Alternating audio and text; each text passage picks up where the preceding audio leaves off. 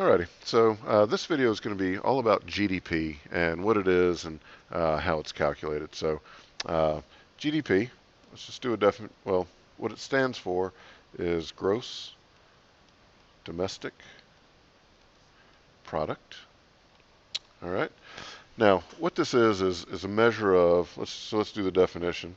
Definition of GDP is the total dollar value of all final goods and services produced in a country in a specific time period.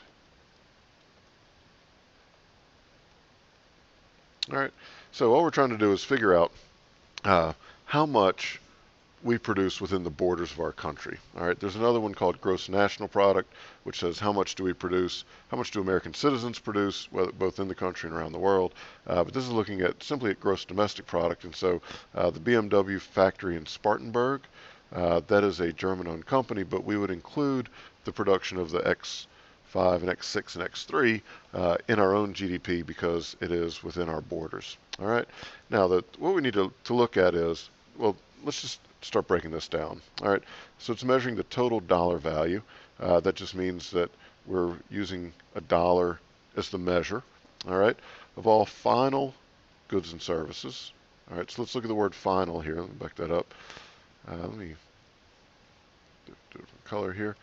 So the word final, what we mean by final is, let's say that you are Ford and you are building a car.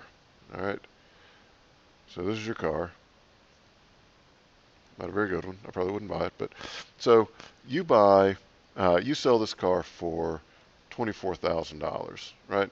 And so Ford does not manufacture every single piece that goes into this. A lot of times they'll buy other parts and then just assemble the different parts. And so let's say they buy a windshield. There's a company somewhere that sells windshields. Hang on just a second.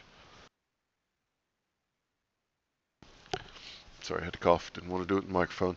So let's say they buy windshields from somebody, and each windshield costs them $400, right? And the windshields are produced here. So when we talk about a final good, if we're wanting to calculate the total amount that we produce, if we're calculating this 24,000, so let's say they make a car and it's valued at $24,000, would we want to count when Ford buys this $400 windshield? And the answer is no, because this $400 is embedded in the price of this $24,000 car. And so if we counted the windshield here, it would be double counted. All right, and this is what they call an intermediate good. All right, it's goods that are purchased and they're used in the production of something else. And so let's say we do birdhouses, So you're making a birdhouse here. If you buy the wood from Lowe's or Home Depot, when you go and buy the wood to build the birdhouse, let's say that you sell the birdhouse for 30 bucks. If you go and buy the wood and you spend 10 bucks on the wood, and then you got to do the other stuff, but you sell the whole birdhouse for 30 bucks, you wouldn't want to count this when you bought it from Lowe's because you've included this $10 in the cost of the birdhouse. So that's what they mean by a final good. It's got to be the last user of the product, okay? And so the products that you and I buy, consumer goods, those are final goods most often. All right, sometimes they're not. But anyway, so that's what we mean by the word final. So let me give myself a little more room here. So if you need to, you can go back and pause it and copy that stuff down. So anyway, final goods and services. Now, with goods, there are two types of goods. One is called a durable good, and the other, surprisingly enough, is a non-durable good. All right, a durable good is one that lasts 3 or more years, so 3+ years. And so this might be like a washing machine, a car is a durable good. And so anything that you would expect to last for 3 years. Non-durable goods, we got a lot of those. Food, definitely. Cell phones, you could debate that one. A lot of shirts, that would probably go up in here for durable goods. But so anyway, think of the products that you have to buy over and over and over that don't last you more than 3 years. That would be the non-durable goods. And then we talk about services up here. So we got two different types of goods. Then we have services. This could be something like getting your hair cut. It could be like a doctor. It could be getting your oil changed. Any of those things, car wash, any of those things that you go in and you pay somebody and they perform some service. So anyway, so that's what we mean by, so we got the total dollar value of all final, we talk about that, goods and services. All right, and so let's get some more room here again. So final goods and services produced in a country. And so here's the quick poor drawing of the United States. All right, and so Mexico's down here. And so if this is Mexico and this is the United States, then all we're worried about is what happens in the border. Oh, can't forget Florida and Alaska out here. Don't want to forget them. Florida. How about Hawaii instead? And so anyway, what we're concerned about is the production within the country itself. And so any production that takes place within the borders of the United States is what we mean by gross domestic product. All right, and so Alaska, a little bit in Hawaii. So anyway, whatever's produced in Mexico doesn't matter. Even if it's a U.S. company producing in Mexico, does not count in gross domestic product. All right, now, so that's produced in a country. So there's our country. In a specific time period. So we measure GDP is measured every quarter. All right, measured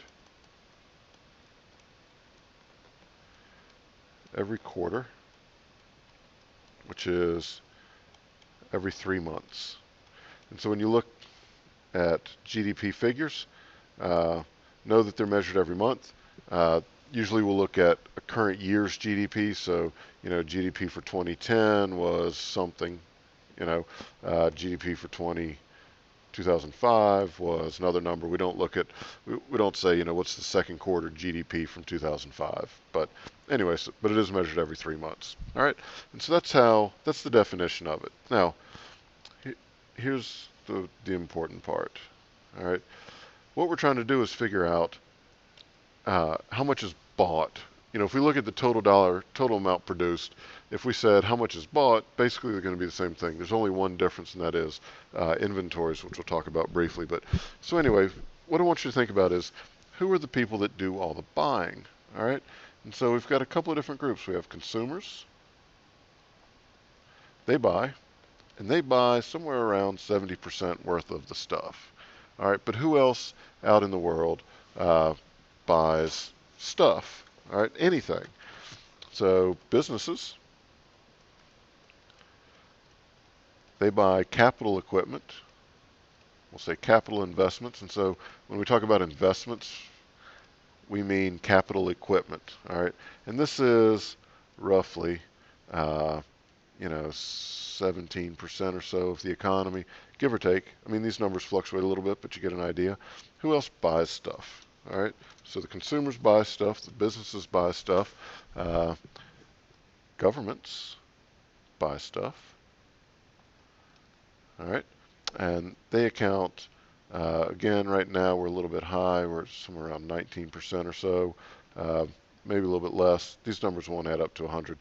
So anyway, they buy a bunch of stuff, and then we have to account for overseas people that buy our stuff from other countries, and when we buy stuff from their countries. And so we call that net exports. Right now, net exports is calculated by taking the dollar value of exports and subtracting the dollar value of imports. All right, and so right now in the U.S. it's somewhere around 3%, a negative 3%. And so again, these numbers don't add up, but you get the general idea. Usually, excuse me, this number is a little bit lower. All right, so these are the four groups that make up GDP. So let's use letters for them. So for consumers, we'll put C. For businesses, we're going to put I for business investments, government, G, and net exports, NX. And so when we use these, these abbreviations, we can come up with the equation that says GDP equals C plus I plus G plus NX. All right, and so if we add up all the consumer spending and all the business investments and all the government spending and all the net exports, we end up with GDP. All right, pretty simple. So anyway, let's take a couple of looks at what may and may not be included. So what if, let's see, let me get rid of this, and we'll just write it over again.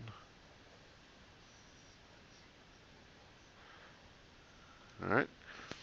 Now, a couple things. GDP is a good measurement. It tells us our level of production, but there are a lot of things that it really doesn't tell us. It doesn't tell us how happy. Yeah, go ahead.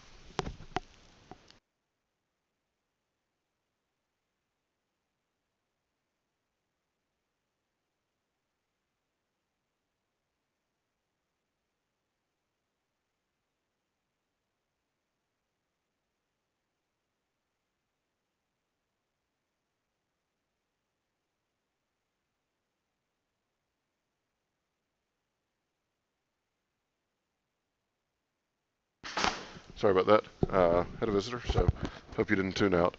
All right, so GDP. Just because a country has a high GDP does not necessarily make us happy. So there are some limitations to it, but it is a decent measure. It gives us some information. So just so you know, the current U.S. GDP is somewhere around $16 trillion. All right, meaning if you add up all the stuff that we produce, you get about 16 trillion. So uh, anyway, so let's see some of the problems with GDP. What if, let's take a couple of examples. Uh, what if you go and get your oil changed? All right, would that count in GDP? You pay somebody to change your oil. You would say yes. That would count in GDP because it is a consumer purchase. What if you changed your own oil? Would that count in GDP? Well, when you went to buy the oil, but it doesn't count the labor that you've put into changing your own oil. And so one of the problems, one of the things to take from this is that it has to be a market-based transaction. So market-based transaction. Now, that means that people who are teenagers that maybe babysit, or teenagers that cut grass or do work, and they get paid, and that is not, and you don't report that income, then that's not considered part of GDP. So the underground economy, anything that takes place in the underground economy is not necessarily counted. Well, it's not counted. So people sell drugs. They're not included in GDP, even though there's output there, and you know it's production. They're not counted. Like I said, babysitters not counted. Uh, so in the illegal activity, and this is a fair chunk. This is somewhere around, I think I saw a number, somewhere around 10% of U.S. economy, you know, is an underground economy. And again, underground economy doesn't have to be illegal, like drugs. It could be people working under the table, not reporting their income. So, but it's got to be a market-based transaction. What about the housewife or the house husband that stays at home, raises kids, you know, bunch of work? Are their efforts counted in GDP? It is definitely output. It's productive. If you paid somebody to do that, then that would be counted if you hired somebody. But if you stay home and do it yourself, that's not considered part of GDP. And so that's not, again, the best measurement to look at GDP. So it's got to be a market-based transaction. Now, the other thing to remember, the big one is that GDP measures output. All right, measures output. Something has to be produced. Something has to be produced. And this is getting a little long, so I'm going to wrap it up here shortly. Meaning, if you get a check from your Aunt Sally, so Aunt Sally is very proud of you for graduating, and she gives you money. Here's this big old check, and she gives it to you. And would you consider that part of GDP? And the answer is no, because this is not output. Something's got to be produced. When you spend that money on something, you would count GDP then. Any scholarship that you might get is not part of GDP because it's not something that's physically produced, a good or a service. If you buy stock, or if you sell your stock, that's not output. This is just a financial transaction. Nothing's being produced. If you get a check from the government, say a Social Security check, that doesn't count because that's not output. Again, GDP measures the output of goods and services. It's not a change. Uh, it doesn't measure just a transfer of money. It doesn't measure non-market-based transactions. So there's definitely some limitations, and we'll talk more about those. But let me go ahead and wrap this up. So anyway, just to refresh real quick, all we're trying to do is measure how much we produce as a country, and that's what GDP is saying. It doesn't matter if it's a foreign company within the U.S. or if it's a U.S. company. We just want to know how much we've produced. Typically, the U.S. We produce somewhere around 3%. We have an average growth rate of about 3% a year. Over the last few years, it's been lower because of the Great Recession, but when you average it all out, so we have a 3% growth rate, not bad. So anyway, we'll do more work with GDP, but this is the basics. So anyway, till next time.